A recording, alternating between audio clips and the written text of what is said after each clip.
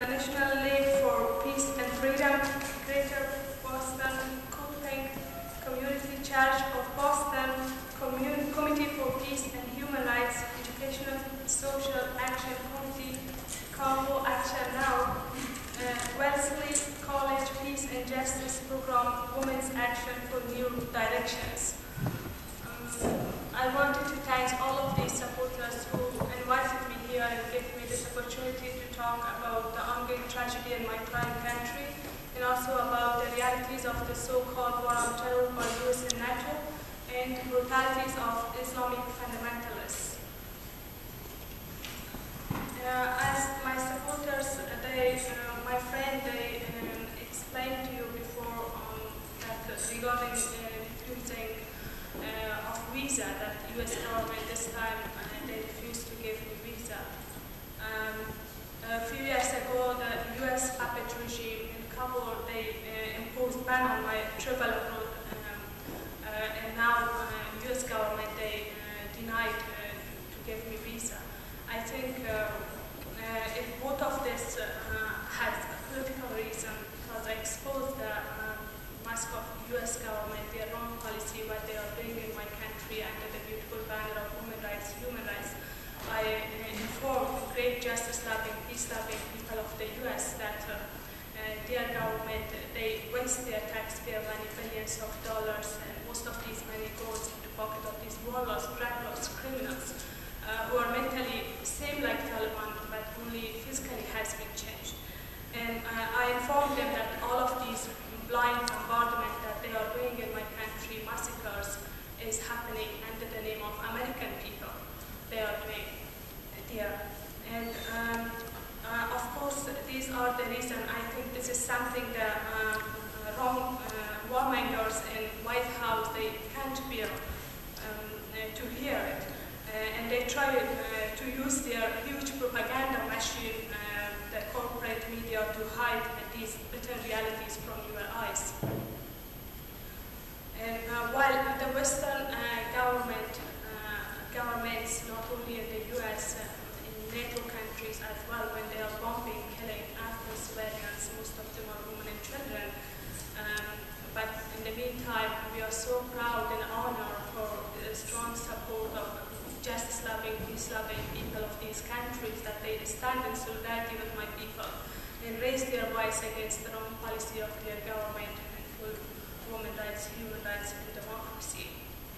And also, from this opportunity, I want to thank all of those supporters and friends who raised their voices strongly and put pressure on their government to give me visa to come here and bring the message of my people on behalf of them to you, freedom-loving, democratic-minded people of the US.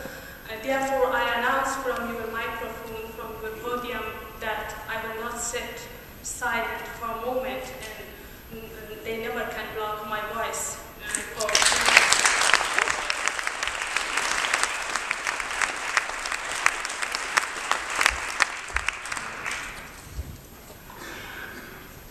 When Obama took office, unfortunately, his first news for my people was more conflict, more war, because his foreign policy is quite similar like Bush, even dangerous than Bush, because he surged more troops in Afghanistan, which brought more conflict, more war, more massacres, more tragedies, more violence.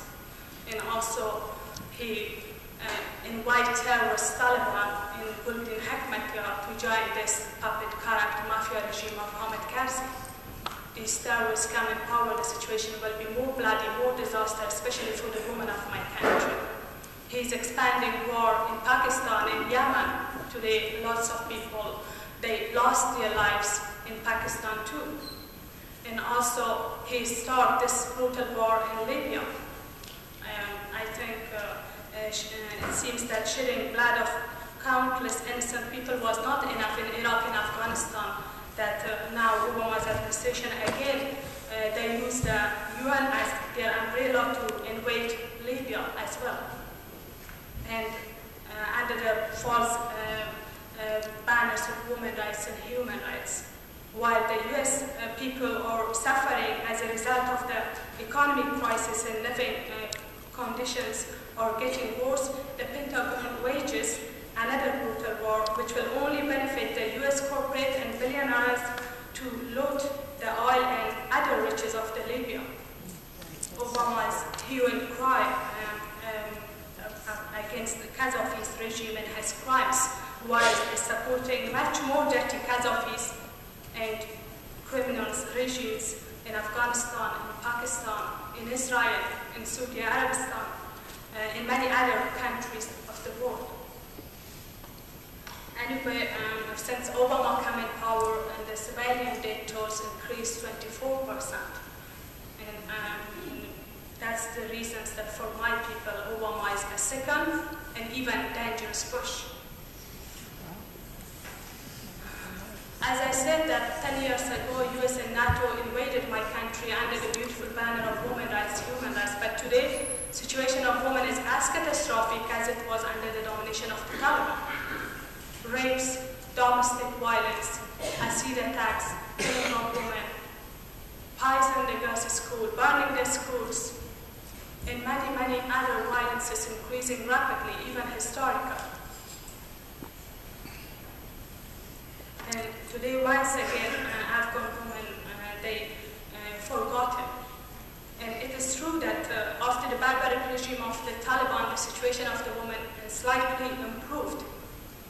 And also it's true that in some big cities, some women, they have access to job and education. But in most of provinces of Afghanistan, the situation of women is like hell. Killing of women, that much easy for these warlords, also Taliban, like killing a bird. And you can see in the parliament of Afghanistan, 25% are women, but most of them are just mouthpiece of this misogynist government. They have symbolic role to deceive people of the West. They are in power. And also a document released, a document of CIA released and WikiLeaks, and maybe you hear that we suggest that in order to encourage